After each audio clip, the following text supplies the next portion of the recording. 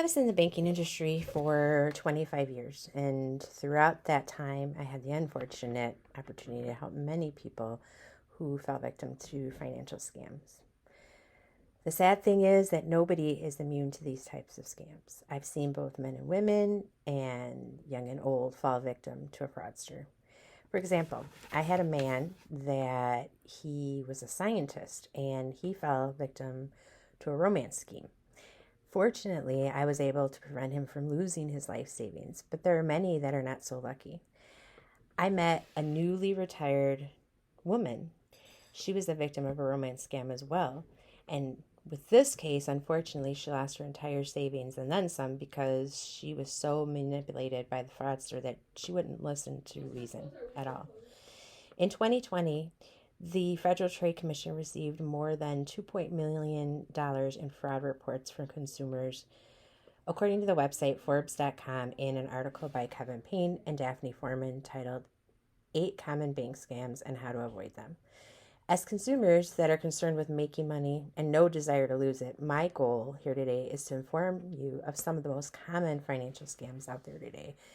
In this speech, I'm going to talk about lottery and sweepstakes scams, dating and romance scams, and banking and credit card and online scams, what they are and what you can do to prevent yourself from becoming a victim, and the red flags you need to be aware of so that you don't. Lottery and sweepstakes scams are they become more prevalent since COVID. The beginning of the pandemic caused fraudsters to go crazy. The Federal Trade Commission reported that nearly $107 million was stolen from consumers using these types of scams, according to an article by Nina Pineda titled How to Avoid Falling for the Newest Sweepstakes Scams, dated August 16, 2021. Typically, the scam starts with you get some type of letter or email or phone call saying that you have won some money. And in order to get this winning, your jackpot, you have to pay a fee. One of the worst scams I personally have seen involved a lottery scam. I had a mentally disabled customer came to us because he needed to make a withdrawal out of his account. But once we were talking to him, he said he needed to make the withdrawal because he won Publishers Clearinghouse sweepstakes. And as you all know, they promise you thousands of dollars. He was going to win like $1 million. And he needed to send them money to collect the prize.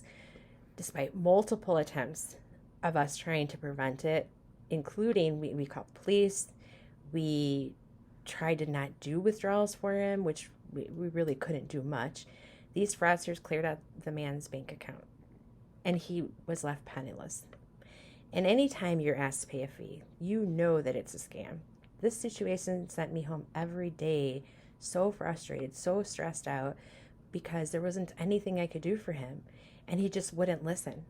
And because he was mentally disabled, he didn't even realize the ramifications of what was going on and what was happening to him.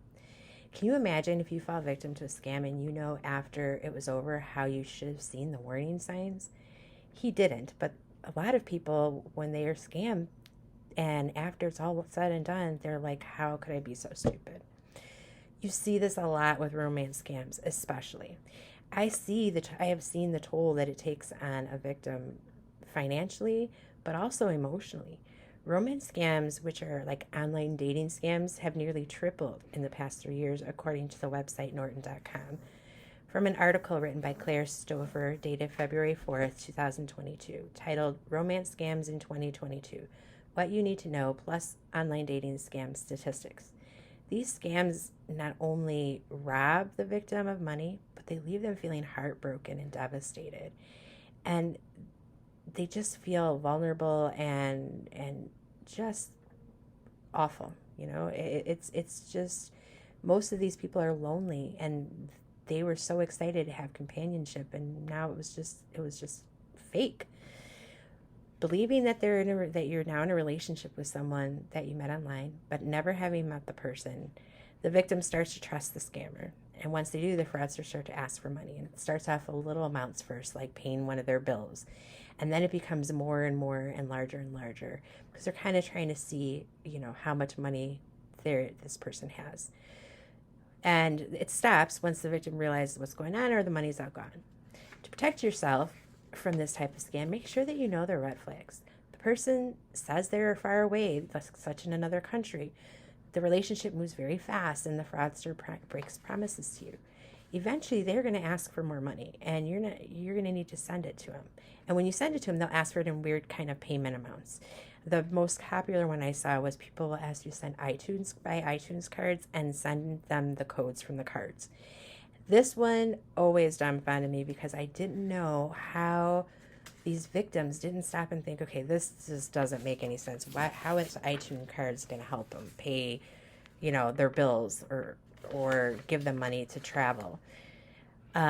Big thing is never reveal too much personal information about yourself, or give someone money that you've never met in person. Talking about revealing too much information about yourself leads me to the next scam I want to talk to you about. One of the most popular types of banking scams, and it's called phishing. According to the website Forbes.com, the FBI reported that Americans lost more than $57 million in phishing scams alone in 2019. Phishing is when a victim is coerced into giving up personal information about themselves. And fraudster uses that information to either open new accounts in their name or invade their existing accounts, according to the Federal Trade Commission's website, www.ftc.gov. The most important thing to remember is that if you're ever targeted or fall victim to one of these scams, you notify the proper authorities, according to A. Kaplowitz in an independently published article called Common Scams and Frauds. Help you to be more aware and avoid getting scammed again. Recognize the scams. Federal agencies investigate scams and pursue criminal charges against any of those scammers. So a website like USA.gov is a great place to find information on where to report a scam.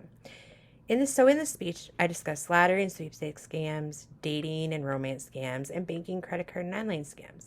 I also discussed how to protect yourself from becoming a victim of one of these scams. As fellow consumers, we all want to protect the money that we work so hard to earn.